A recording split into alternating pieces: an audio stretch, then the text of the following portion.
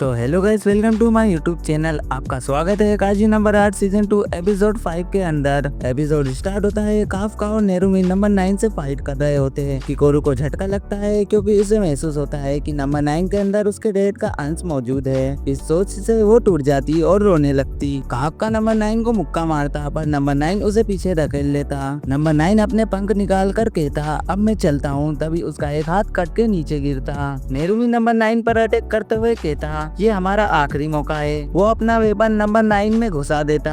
Number 9 बोलता, ये attack ऐसा है जिससे कोई बच नहीं सकता। नेरुमी नंबर 9 पर फायर करता। नंबर 9 कहता, ये अटैक मुझे अपने शरीर को सख्त करने से रोक रहे हैं। दूसरी तरफ काफका भी नंबर 9 को पावरफुल पंच मारता जिससे नंबर 9 पीछे धकेल जाता। नंबर 9 सोचता है लगातार अटैक की वजह से वो अपने आप को हिल नहीं कर पाएगा। काफका नंबर 9 को पंच मार के उसका हाथ काट देता। नेरुमी और काफका नंबर 9 पर एक साथ अटैक करने जाते। नंबर 9 कहता, तुम मुझे रोक नहीं सकते। नंबर 9 खुद को बड़े बम की तरह ब्लास्ट कर लेता जिससे उसका भी शरीर आधा कट जाता। नंबर 9 देखता कि नंबर 8 और नेरुमी इस अटैक से बच गए हैं। नंबर 9 कहता, ये मुझे पहले ही कर देना चाहिए था। वो अपने आप को दो में डिवाइड करके साइंटिस्ट और किकोरू पर फायर करता। काफका और नेरुमी उन्हें बचाने के लिए जाते। नंबर 9 कहता, मैं तुमसे दोबारा मिलूंगा नंबर 8 जब मैं अपनी अगली चाल चलूंगा। काफका और नेरुमी उन दोनों को बचा लेते लेकिन नंबर 9 इसका फायदा उठाकर वहां से भाग जाता।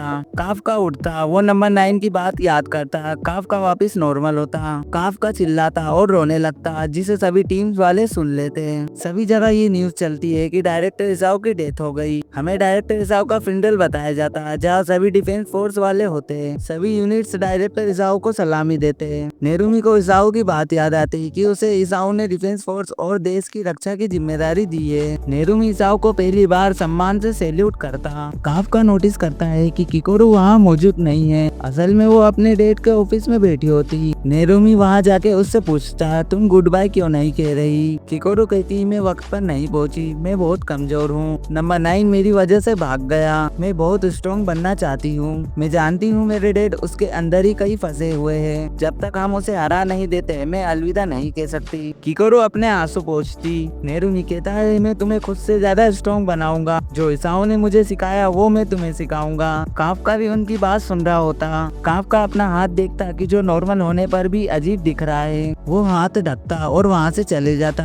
हमें लैब का सीन दिखाया जाता। साइंटिस्ट इटोमी को बताता है कि डायरेक्टर इसाओ ने एक सीक्रेट प्रोजेक्ट छोड़ा था। उन्होंने कहा था कि उनकी मौत के बाद ये आपको बताऊं और आपके ऑर्डर्स फॉलो करूं। इटामी सोचता, इसाओ सारे गंदे काम तुम मुझसे ही कराते हो। दूसरी तरफ किकोरू सिनोनोम के साथ ट्रेनिंग कर रही होती। किकोरू देखती कि सिनोनोम रेंज कंट्रोल करने में माहिर है, इसलिए वो बड़ी बंदूक जंग के मैदान में यूज करती है। ऊपर से नेरुमी कहता है, तुम मेरे लेवल तक कब पहुंचोगी? सभी कैप्टन में लीडर बनने की काबिलियत है। नेरुमी बताता है कि ये गेम 1 महीने में खत्म होगी। तब तक किकोरू को उससे पहले उन सभी को पीछे छोड़ना होगा। अब गेम स्टार्ट करते हैं। तभी इजी उसके पिछवाड़े पर लात मारता। किकोरू सिनोनोम से कहती, शुरू करते हैं। सिनोनोम बताती है कि कोई उससे आगे निकले तो उसे जोश आ जाता है। इजी नेरुमी से कहता है कि तुमने काइजी नंबर 8 को डिफेंस फोर्स का मेंबर मान लिया है। तभी साइंटिस्ट नेरुमी और इजी को बुलाते हैं। वो कहते हैं कि उनके पास काइजी नंबर 8 की रिपोर्ट है। दूसरी तरफ काफका अपने घर जाता। वो कहता कि मुझे कितना वक्त हो गया यहाँ आए को। साइंटिस्ट उन दोनों को बताता कि काफका का कुछ हिस्सा नॉर्मल नहीं हो रहा। अगर वो लगातार ट्रांसफॉर्म होता रहा तो कभी इंसान नहीं बन पाएगा। इजी कहता है, इस बारे में काफका जानता है? साइंटिस्ट कहता है, हाँ उसे पता है। इजी पूछता कि काफका कहाँ है? साइंटिस्ट बताता है कि वो परमिशन लेकर घर के काम निपटाने गया है। हमारे ऑफिसर की उस पर नजर है। काफका को रूम की सफाई करते हुए कुछ मिलता। वो ऑफिसर से कहता कि उसे कहीं जाना है। ऑफिसर मान जाते हैं और वो उसके साथ कार से पीछे चलते हैं। काफका फनी फेस बना के एक लड़के को हंसाता।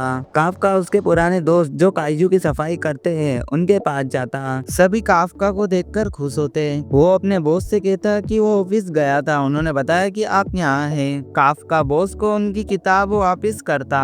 काफका का बॉस कहता, इसकी जरूरत नहीं थी। काफका काम को ध्यान से देखता। तभी काफका को काइजू काटने का लेटेस्ट वर्जन वेपन दिखता। वो उससे काइजू एंड्स को काटता और वेपन की तारीफ करता। एक कहता कि मोटी खाल को काटना मुश्किल है, पर काफका उसे भी काट देता। काफका का दोस्त कहता, ये होना ही था क्योंकि उसने यहाँ 10 साल काम जो किया है। काफका का दोस्त बताता कि वो जब से गया है तब से उस पर काम का प्रेशर बढ़ गया है। काफका कहता कि तुम्हें पता चला कि मैं टीम को कितना संभालता था। काफका का दोस्त कहता कि तुम यहाँ पर होते तो एक स्टार होते। ये एक दूसरे के साथ मस्ती करने लगते।